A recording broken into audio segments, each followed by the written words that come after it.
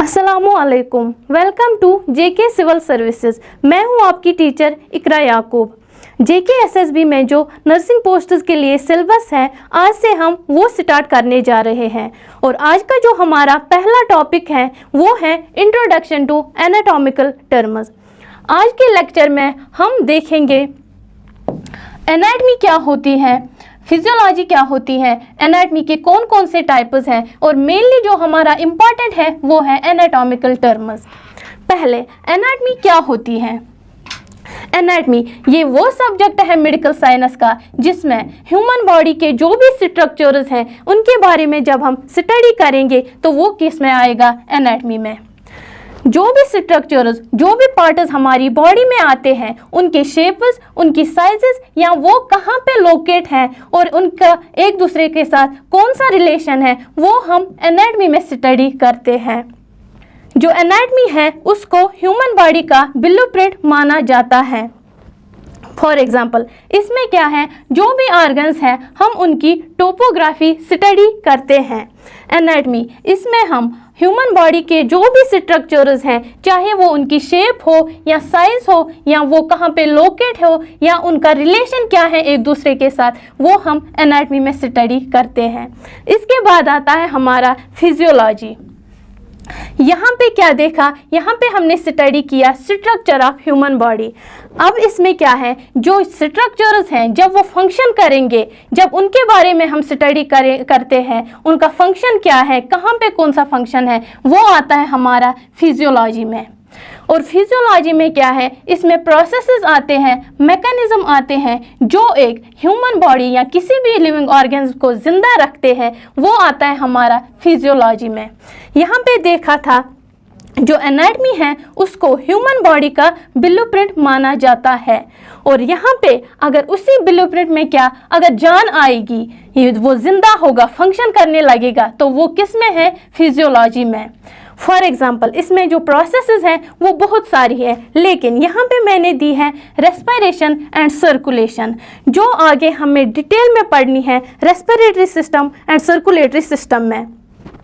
लेकिन रेस्पिरेशन क्या होता है, रेस्पिरेशन जब हम ऑक्सीजन लेते हैं और कार्बन डाइऑक्साइड बाहर छोड़ देते हैं तो उसे हम रेस्पिरेशन बोलते हैं। सर्कुलेशन जो हमें सर्कुलेटरी सिस्टम में पढ़ना है, जो एक ह्यूमन बॉडी है उसमें जो ब्लड सर्कुलेट होता है फ्रॉम हेड टू टो, वो किस में आता है, सर्कुलेशन। ये कुछ प्रोसेसेस हैं जो किस में आती हैं, फिजियोलॉजी में। एनाटॉमी क्या था, ये था study of structure of human body. And physiology क्या था, study of how body functions, जो एक ह्यूमन बॉडी है वो कैसे फंक्शन करती है। उसके बाद आता है टाइप्स ऑफ एनाटॉमी। एनाटॉमी के कौन कौन से टाइप्स हैं। एनाटॉमी के जो टाइप्स हैं मेनली वो दो हैं, एक आता है ग्रॉस एनाटॉमी एंड दूसरा आता है माइक्रोस्कोपिक एनाटॉमी।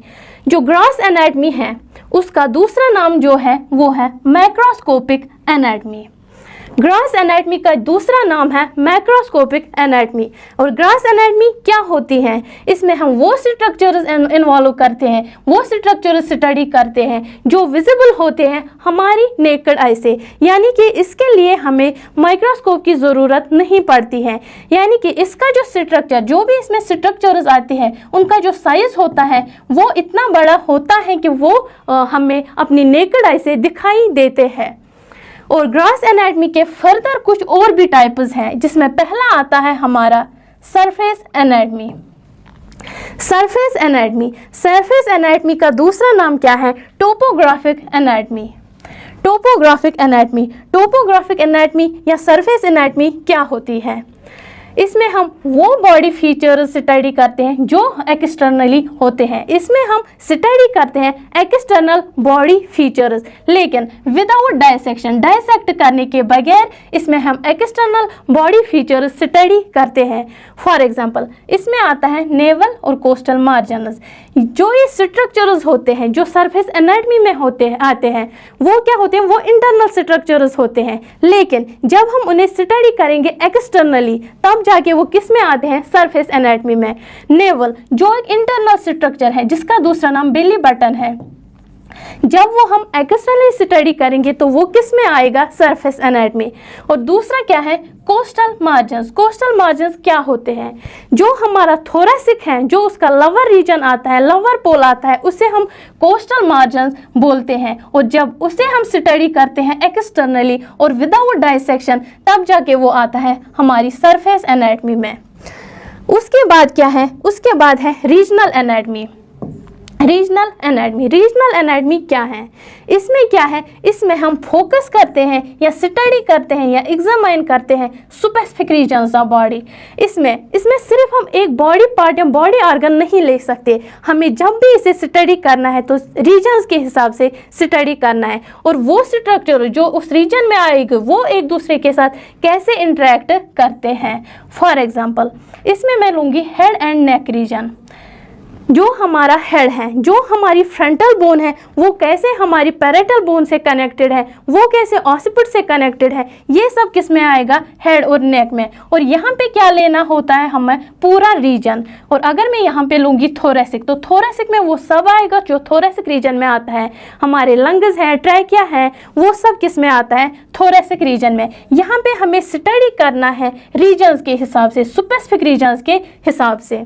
उसके बाद जो इसका थर्ड टाइप आता है वो है सिस्टमिक एनाटॉमी। और सिस्टमिक एनाटॉमी में क्या करना है हमें, इसमें हमें फोकस करना है, एग्जामाइन करना है structure of specific organ system. इसमें जब भी हम स्टडी करेंगे तो वहाँ पे हमें सिस्टम्स के हिसाब से स्टडी करना है। हम सिर्फ एक ऑर्गन या एक बॉडी पार्ट नहीं ले सकते, बल्कि हमें पूरा सिस्टम लेना है। फॉर एग्जांपल हमारी बॉडी में जो सिस्टम्स हैं वो क्या है, रेस्पिरेटरी सिस्टम है, सर्कुलेटरी सिस्टम या डाइजेस्टिव सिस्टम है। रेस्पिरेशन मैंने अभी बताया क्या होता है, जब हम ऑक्सीजन लेते हैं और कार्बन डाइऑक्साइड को बाहर छोड़ देते हैं। सर्कुलेटरी, इसमें हमारा जो ब्लड है जब वो सर्कुलेट करता है थ्रू आउट द बॉडी। उसके बाद आता है डाइजेस्टिव। डाइजेस्टिव क्या है, ये स्टार्ट होता है from mouth and ends with anus. जब हम फूड लेते हैं फ्रॉम इंजेक्शन, उसके बाद एब्जॉर्प्शन, डाइजेशन एंड एक्सक्रीशन, ये आता है हमारा डाइजेस्टिव सिस्टम में, जो हमें आगे डिटेल में पढ़ना है। उसके बाद है, ये था हमारा ग्रॉस एनाटॉमी, जिसके फर्दर टाइप्स थे surface anatomy, regional anatomy and systemic anatomy. अब जो इसका दूसरा टाइप है वो है माइक्रोस्कोपिक एनाटॉमी। माइक्रोस्कोपिक एनाटॉमी क्या होती है, इसमें हम उन स्ट्रक्चर्स के साथ डील करते हैं या उन स्ट्रक्चर्स को स्टडी करते हैं जो हमें नेकेड आई से नहीं दिखते हैं। यानी कि इसके लिए हमें क्या, माइक्रोस्कोप की ज़रूरत पड़ती है। इनका साइज, जो इसमें स्ट्रक्चर्स आएंगे, इनका साइज इतना छोटा होता है कि ये हमें नेकेड आई से नहीं दिखाई देते। इसके लिए हमें माइक्रोस्कोप की ज़रूरत पड़ती है। इंक्लूड इसमें आते हैं एक साइटोलॉजी, दूसरा है इसमें हिस्टोलॉजी। साइटोलॉजी एंड हिस्टोलॉजी ये आते हैं हमारे माइक्रोस्कोपिक एनाटॉमी में। साइटोलॉजी क्या होती है, साइटोलॉजी, साइटो मतलब, साइटो यहाँ पे वर्ड ही समझाता है हमें, cyto means cell and logos, logos का मतलब है स्टडी। जब हम एक सेल के बारे में स्टडी करेंगे तो वहाँ पे उस टर्म को हम कहेंगे साइटोलॉजी। चाहे वो उस सेल का साइज देखना हो, स्ट्रक्चर देखना हो, ऑर्गेनाइजेशन देखनी हो, फंक्शन देखनी हो या उसकी लोकेशन देखनी हो, वो सब आता है हमारा साइटोलॉजी में। मेन जो इसकी इम्पॉर्टेंट फंक्शन है साइटोलॉजी की, ये हमें किस में इम्पॉर्टेंट लगता है, जब हमें कोई भी डिजीज़ डायग्नोज करनी पड़ती है तो वहाँ पे साइटोलॉजी इम्पॉर्टेंट है। पर्टिकुलरली जब हम कहीं पे कैंसर प्रेजेंट होगा तो वहाँ पे जब रैपिड मल्टीप्लिकेशन ऑफ सेल्स देखेंगे तो वहाँ पे क्या होता है, वहाँ पे हमें साइटोलॉजी की ज़रूरत पड़ती है। उसके बाद जो इसमें दूसरा आता है वो है हिस्टोलॉजी, स्टडी ऑफ टिश्यूज़। जब हम टिश्यूज़ के बारे में स्टडी करेंगे तो वो आता है हिस्टोलॉजी। कैसे सेल्स वर्क करती हैं, काम करती हैं कोऑर्डिनेशन में जब वो एक टिश्यू बनाती हैं। फॉर एग्जांपल ये थी हमारी सेल, जब ये अकेले होंगी तब जाके इसे हमें सेल बोलेंगे, लेकिन जब बहुत सारी सेल्स एक दूसरे के साथ जुड़ जाती हैं तब वो बनाती हैं एक टिश्यू। और जब एक टिश्यू बन जाता है और उस टिश्यू में ये सेल्स एक दूसरे के साथ कैसे काम करते हैं, ये हमें हिस्टोलॉजी में स्टडी करना पड़ता है। और उसके टिश्यू के टाइप्स क्या है, उनकी फंक्शंस क्या है, ये हमें हिस्टोलॉजी में देखना है। और हिस्टोलॉजी की जो इम्पोर्टेंस है वेरियस फील्ड्स में, फॉर एग्जांपल मेडिसिन में, रिसर्च में या फॉरेंसिक साइंस में, वो बहुत इंपॉर्टेंट है। फॉर एग्जांपल फॉरेंसिक साइंस में अगर हमें कहीं पे फिंगरप्रिंट्स लेने होते हैं, किसी क्राइम सीन में किसी भी जगह फिंगरप्रिंट है, तो वहां पे क्या इंपॉर्टेंट है, हिस्टोलॉजी। ये किसमें था, हमारी माइक्रोस्कोपिक एनाटॉमी में। उसके बाद आता है हमारा एनाटॉमिकल टर्म्स। एनाटॉमिकल टर्म्स में पहला आता है हमारा डायरेक्शनल टर्म्स। अगर ह्यूमन बॉडी या किसी भी माइक्रो ऑर्गन्स की बॉडी में हमें किसी बॉडी पार्ट की लोकेशन बतानी है तो उसके लिए हमें टर्म्स दी गई हैं। पहले इसमें है प्रॉक्सिमल। प्रॉक्सिमल का मतलब है जो बॉडी का सेंटर है, हमारी बॉडी में जो सेंटर है हमें उसे इमेजिन करके रखना है, और जहाँ पे कोई भी बॉडी पार्ट उसके नज़दीक में होगा या उसके टुवर्ड्स होगा तो वहाँ पे हम उसे प्रॉक्सिमल बोल सकते हैं। लेकिन अगर उसी सेंटर ऑफ बॉडी के अवे होगा या उससे दूर होगा तो वहाँ पे उसे हम डिस्टल कह सकते हैं। यहाँ पे मैं आपको दिखाऊंगी।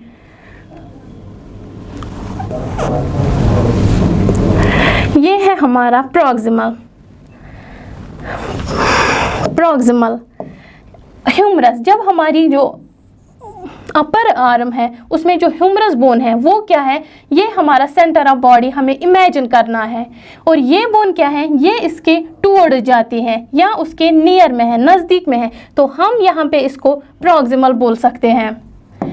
वहीं पे हमारी जो रेडियस एंड अल्ना है, ये हमारी रेडियस एंड अल्ना है। जो हमारा सेंटर ऑफ बॉडी हमने इमेजिन किया है ये उससे अवे है, उससे दूर जा रहे हैं, तो वहाँ पे हमें उससे क्या बोलना है, डिस्टल। तो हमारी जो अपर आर्म है, अपर लिम है, हमारी जो उसमें ह्यूमरस बोन है, अगर हमें उसे डायरेक्शनल टर्म में देखना है तो वो प्रॉक्सिमल है, towards the centre of body. लेकिन वहीं पे अगर हमें रेडियस एंड अल्ना को बोलना है तो वो है distal, away from the centre of body. उसके बाद क्या है, उसके बाद आता है हमारा सुपीरियर एंड इन्फीरियर। सुपीरियर क्या है, सुपीरियर को हम हमेशा अपर बोलते हैं और इन्फीरियर को हम लोअर बोलते हैं। एग्जाम्पल, जो हमारी किडनी है तो उसके सुपीरियर में जो है वो है एड्रेनल ग्लैंड। इसलिए अगर हमें एड्रेनल ग्लैंड की लोकेशन बतानी है तो हमें हमेशा सुपीरियर वर्ड यूज़ करके उसे लोकेट करना है। और अगर हमें इन्फीरियर में एग्जांपल लेनी है, जो हमारा हार्ट है उसके इन्फीरियर में क्या आता है, डायफ्राम, जो एक मस्कुलर स्ट्रक्चर है, उसके जो इन्फीरियर में एक मस्कुलर स्ट्रक्चर है उसे हम डायफ्राम बोलते हैं, वो उसका इन्फीरियर आएगा। और अगर किडनी में लेंगे जो उसका क्या है, सुपीरियर में आता है एड्रेनल ग्लैंड। उसके बाद जो हमारा क्या आएगा, मीडियल एंड लेटरल। पहले मीडियल क्या होता है, ये है towards the mid line. Mid line क्या है, मिड लाइन एक इमेजिनरी वर्टिकल लाइन है जो हमें इमेजिन करनी है। एक इमेजिनरी वर्टिकल लाइन जो हमें इमेजिन करनी है, जो हमारी बॉडी को इक्वल राइट एंड लेफ्ट हाल्स में डिवाइड करती है, और उसी लाइन के टुवर्ड जो होगा उसे हम मीडियल बोलते हैं, और जो उससे अवे होगा तो उससे हम क्या बोलेंगे, लेटरल। फॉर एग्जाम्पल, जब भी हमें यहाँ पे देखना है हमारी रेडियस बोन कहाँ आएगी तो वो हमारे थंब साइड में है, और थंब साइड में आने के साथ साथ वो क्या आती है, टुवर्ड्स द मिड लाइन, इसलिए वो हमेशा मीडियल साइड में आती है। उसके लिए हमेशा हमें मीडियल यूज़ करना है। वही जो अल्ना है हमारी वो क्या है, away from the mid line, और उसके लिए हमें यूज़ करना है लेटरल। उसके बाद और एक टर्म है एंटीरियर एंड पोस्टीरियर। एंटीरियर हमारा फ्रंट आता है एंड पोस्टीरियर हमारा बैक आता है। तो एंटीरियर में एग्जांपल है हमारी फ्रंटल बोन। जब हमें फ्रंटल बोन को कहीं पे भी उसकी लोकेशन बताएं तो हमें वहाँ पे एंटीरियर फ्रंटल बोन लेनी है, एंड पोस्टीरियर में हमें ऑसिपुट या ऑसिपिटल बोन लेनी है।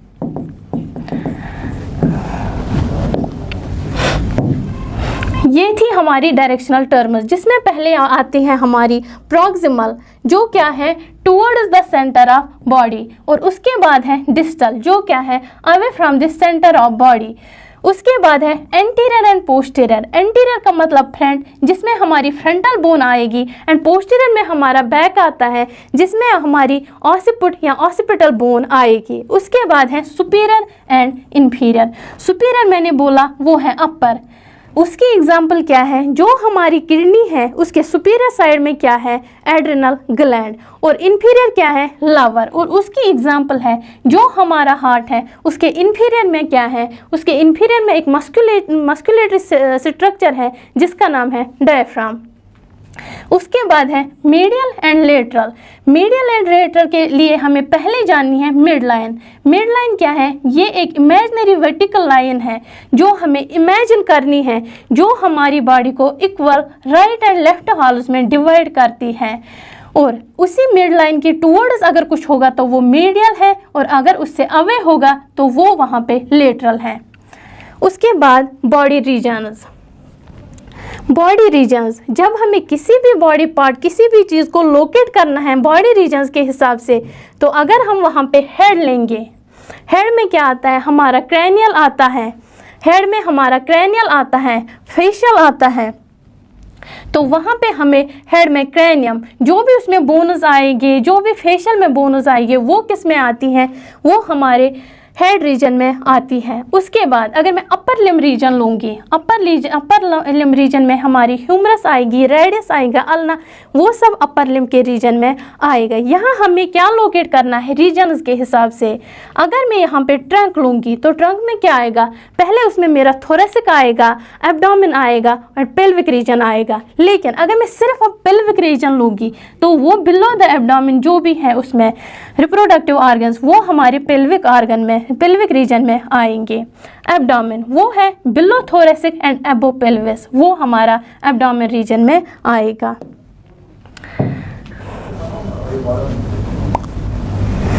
उसके बाद है बॉडी प्लेन्स। बॉडी प्लेन्स कौन कौन से हैं, पहले इसमें आता है सैजिटल प्लेन। सैजिटल प्लेन क्या है, ये वो प्लेन है जो ह्यूमन बॉडी, जो किसी बॉडी को equally left and right parts में डिवाइड करता है, इसको हम सैजिटल प्लेन बोलते हैं। उसके बाद है कोरोनल, और दूसरा नाम उसका फ्रंटल प्लेन है, जो एक बॉडी को front part and back part, posterior part में इक्वली डिवाइड करता है, उसे हम क्या बोलते हैं कोरोनल और फ्रंटल। उसके बाद क्या आता है ट्रांसवर्स, जिसका दूसरा नाम है हॉरिजॉन्टल प्लेन, जो एक ह्यूमन बॉडी को अपर एंड लोअर पार्ट्स में डिवाइड करता है।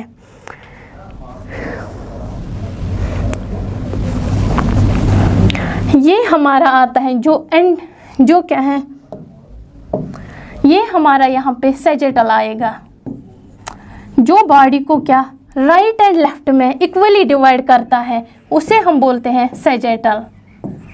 यहाँ पे ये वाला हमारा सैजिटल है।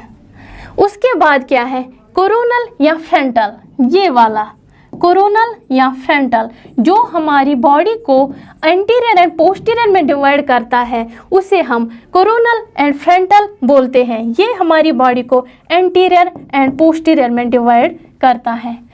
उसके बाद आता है हमारा ट्रांसवर्स, ये वाला हमारा ट्रांसवर्स प्लेन है। और ट्रांसवर्स क्या करता है, ये हमारी बॉडी को अपर पोर्शन, ये हमारा अपर आता है, ये हमारा लोअर आता है, ये इसको दो हिस्सों में डिवाइड करता है, अपर एंड लोअर, और इसको क्या हम बोलते हैं ट्रांसवर्स प्लेन। ये थे बॉडी प्लेन्स। ये आता है हमारा सैजिटल, जो राइट एंड लेफ्ट में डिवाइड करता है। ये आता है हमारा कोरोनल या फ्रंटल, जो एंटीरियर एंड पोस्टीरियर में डिवाइड करता है। और ये आता है हमारा ट्रांसवर्स, जो क्या करता है अपर एंड लोअर में डिवाइड करता है। उसके बाद है कुछ इंपॉर्टेंट और भी टर्म्स। उसमें पहले आती हैं इप्सिलेटरल। इप्सिलेटरल क्या होता है? इप्सिलेटरल का मतलब है ऑन द सेम साइड।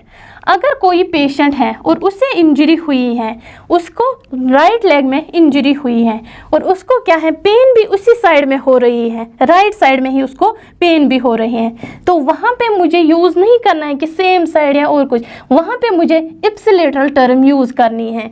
जब किसी पेशेंट को, जब किसी इंसान को इंजरी होगी राइट साइड में और राइट साइड में उसको पेन भी हो रही है, तो वहाँ पे मुझे टर्म यूज़ करनी है इप्सिलेटरल। मेडिकल टर्मिनोलॉजी में मुझे ये टर्म उसके लिए यूज़ करनी है।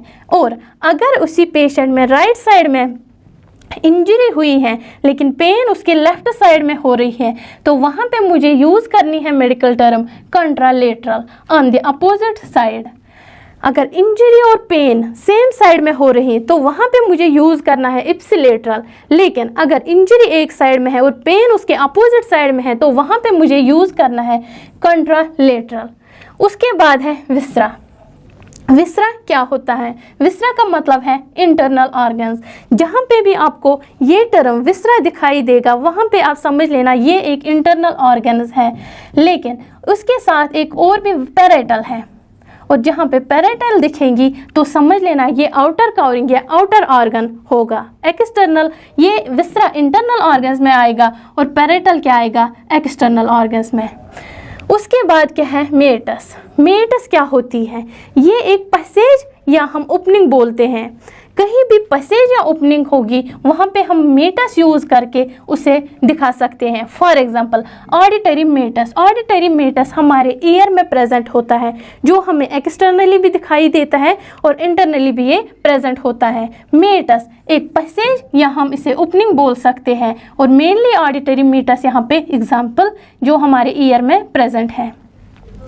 उसके बाद क्या है, फोरामेन। फोरामेन क्या है? फोरामेन एक ओपनिंग है, ये भी एक ओपनिंग है, लेकिन ये कहाँ पे प्रेजेंट होती है, बोन में। और जो ह्यूमन बॉडी का जो लार्जेस्ट फोरामेन है, ये बहुत इंपॉर्टेंट ऑब्जेक्टिव है यहाँ पे, ह्यूमन बॉडी का जो लार्जेस्ट फोरामेन है वो है फोरामेन मैग्नम। और फोरामेन मैग्नम कहाँ पे प्रेजेंट होता है, जो ह्यूमन बॉडी का सिकल है उसके बेस में, बेस ऑफ सिकल, ये ह्यूमन बॉडी का सिकल है और ये इसका बेस है।